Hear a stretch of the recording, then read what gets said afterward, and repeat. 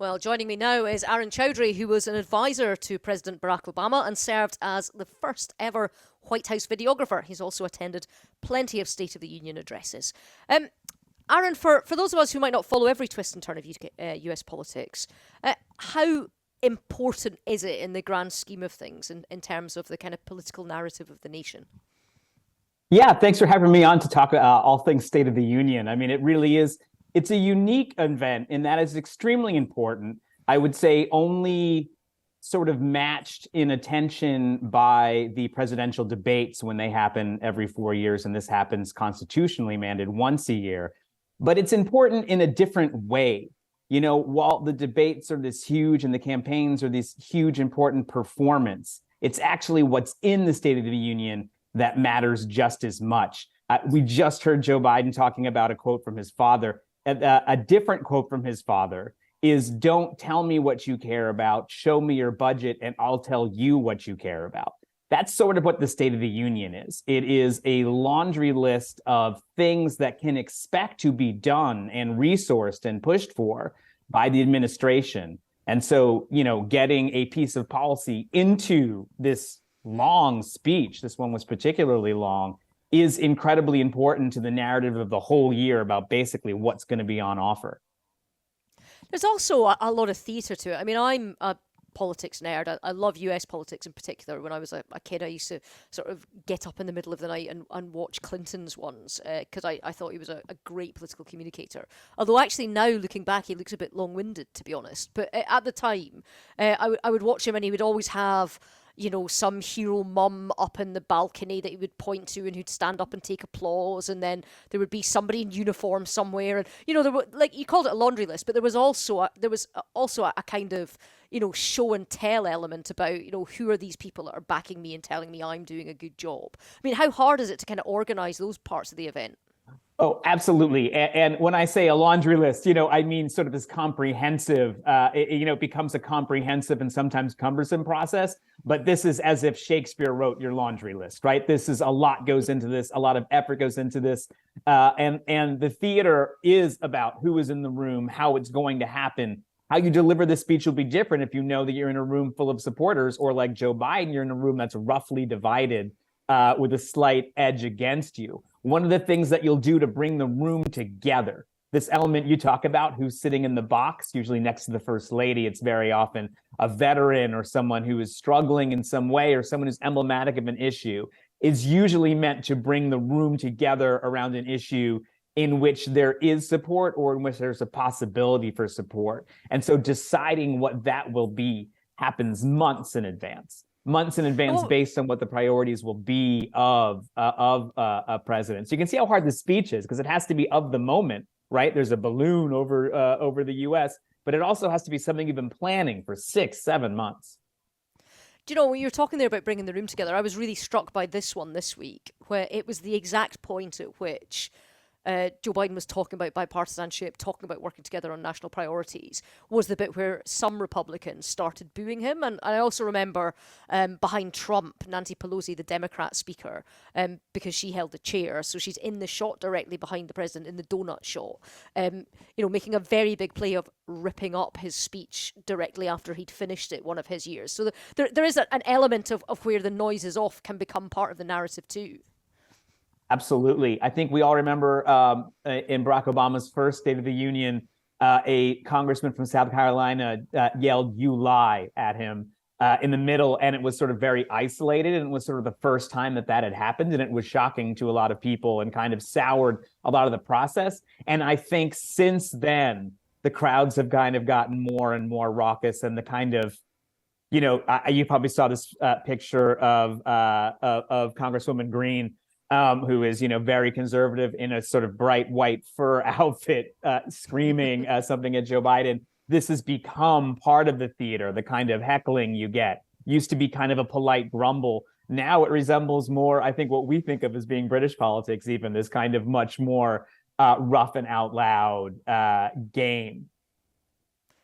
To be fair, we've got a sort of national yearly set piece, which is the state opening of Parliament that the monarch attends, and that tends to be because the up till More now the Queen has decorum. been Yeah. there, and from future there it has a bit more decorum. But things like Prime Minister's questions is the back and forth of it, the kind of cut and thrust can be pretty loud, and the kind of heckling and barracking can be pretty loud from the people behind the main players. But I have here in my notes, Aaron, that you got kicked out of the 2010 address. Can you? Oh, I I did. mean, I've got nothing else in here, so you're going to have to explain that one to me. Yeah, getting 86 from the State of the Union. Look, we have a divided government, and that goes all the way down to the video and photo elements of it. So even from the House to the Senate, there are different photographers who are allowed and not allowed to shoot. And this is something that's very important to the Congress when they invite the president over. You see a lot of this theater is someone saying, we now invite the president to come in. You are very much aware that you are in someone else's house and you're not supposed to do, obey by their rules. I was not supposed to go on the floor, as was no one except for the president. Pete Souza, the photographer, did get permission to go out to take a couple of shots, and the vice president to then walk behind, who was Joe Biden at that time. But the second time around, I thought, how serious could this be? And so I thought, I'll just stick close to the president. Usually, if you stick close to the president, you can get away with a lot. I would say in a similar situation in Britain, when Obama addressed Parliament, I actually was in the wrong room at the wrong time. But because I went on stage with him exactly then in the huge August Hall, I was able to get a good shot and then find my seat. This is not what happened at the State of the Union, where I was very quickly identified as a White House staffer who was not supposed to be there, pulled out by security by my belt, and told I better not try that again. It was very terse, very quick, but very serious. Terse, I like that. That is Wow. descriptive. But in terms of the kind of role of taking those individual shots, I mean, the State of the Union is broadcast by all the national broadcasters. There's fixed camera points all around the chamber, even for events that aren't as big as that, and they're supplemented by more cameras coming in. I mean, why does he even need it? I mean, a lot of people that aren't involved in frontline politics think that all of this personal photographer or personal videographer on the payroll is vanity, when you can just pick some clips off a network. That could be true. I think that the process of how it all works, even, we're joking about who controls what and why, but the process of this divided government is interesting. And I actually think that this inside the State of the Union, even some products we put out at the White House that I filmed pieces of, was interesting for people to demystify how their government works. I think all of that is very good in this behind the scenes things. It can seem like vanity. I think people see through the stuff that seems like vanity, but I think the reason there's an infinite curiosity is that people want to know how it all really works. And even a simple thing like understanding that the president isn't in charge when he enters Congress is important for people to understand spiritually. And the fact that people will ask the president if he has to go to the bathroom about 7 times in the hour before he goes in, because it's one of the few times as president that you will not have access to a bathroom for over a few hours because you will be on the floor. This is also interesting and maybe not as much in the public interest, but I think it's what they want to know also. The bathroom habits of presidents. But in terms of the run up, the sort of the day before, the kind of the hour before, etc. Presumably you're there too when the last minute kind of red pen goes out and crosses off a thing, and when the rehearsal's happening. I mean, do presidents get nervous for this? Because presumably they make speeches every day of their lives. I think they get less nervous than you or I would, because you're an athlete. You're making big speeches all the time, but it's a big one. It's a big one, and so you do rehearse it. Well, you probably don't rehearse most speeches that you make. You actually will do a dry run with a teleprompter. We used to do them in the map room, which is just a room in the White House. And you'll even sort of try to do some of the heckling, like this will be applause here, pause, time it, see how it went. You normally don't take that much attention. Everyone's going to be thinking about what tie he's wearing, because some of them, as you know, look very bad on TV and can flash, and stripes can do weird things. So, extra attention is made. But no matter what, right? No matter how much attention, something will always go wrong. The time that I was there, nothing huge went wrong. But during Bush, a couple of years before I was there, the military who run the teleprompter, they told me, their ultimate State of the Union horror story. They, as you say, right, there's backup cameras, all the networks are there. All that's going to go fine. But the teleprompter, there's just one. And in fact, because it had gone down once, there's now 2. So they have 2 independent teleprompters going at the same time. And if one should fail, someone literally pulls off a cloth from the other one, which has been going, and you can just switch to the other one.